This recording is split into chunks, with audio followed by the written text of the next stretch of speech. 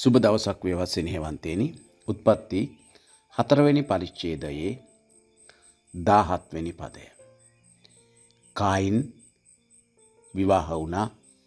තමාගේ භාර්යාවව හැඳින්න ඈ ගර්භණීව පුත්‍රයෙක් බිහි කළා. ඔහු නමින් ඒනොක් වුණා. කායින් තමාගේ පුත්‍රයාගේ නම තබන පිණිස නුවරක් ගොඩ නැගුවා. පලා යන්නෙක් වූ කායින් වගකීමක් ඇති පුරුෂයෙක් පියෙක් බවට පත් වෙනවා. අනාගතයක් දකින අයෙක් බවට පත් වෙනවා. අද දවසේ ඔබත් මමත් දෙවියන් වහන්සේගේ පුත්‍රයන් දූවරුන් ලෙස වගකීමක් ඇති අය බවට පත් වෙන එකයි දේව කැමැත්ත. අනාගතය දකින මනුෂ්‍යයන් වෙන එකයි දේව කැමැත්ත.